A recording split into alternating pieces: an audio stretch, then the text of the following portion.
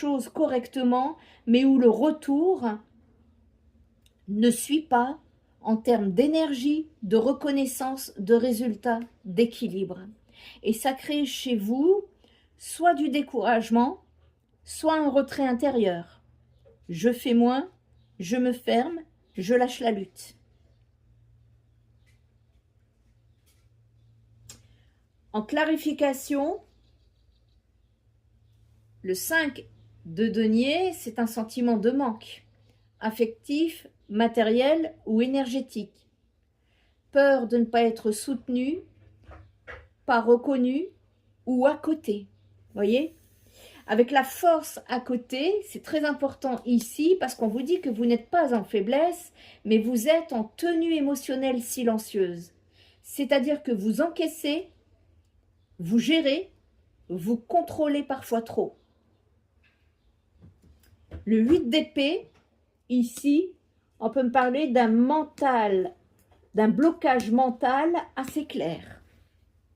Une sensation d'être coincé, des pensées répétitives, une auto-limitation ici.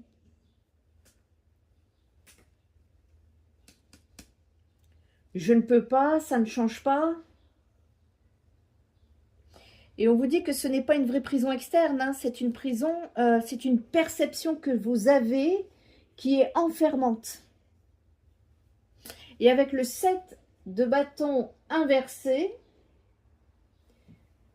c'est pour ça que tout à l'heure, je vous parle de renoncer à des convictions, de céder ou d'abandonner, voire admettre une réalité. On parle ici d'un abandon de la défense ou alors d'une fatigue de devoir se justifier ou se battre. Soit vous lâchez la posture de résistance, soit vous n'avez plus l'énergie de maintenir vos positions sur le mois de juin. Et donc, la lecture globale, qu'est-ce que ça vient me dire? Eh bien, on a une dynamique qui est assez cohérente, c'est-à-dire que vous savez gérer avec la reine de Pentacle et la force, mais que vous êtes dans une usure. Vous êtes dans une usure ici de déséquilibre avec le 6 de Pentacle inversé et le 5 de denier. Ce déséquilibre, ça vous crée un blocage mental avec le 8 d'épée et ça mène ici à une fatigue émotionnelle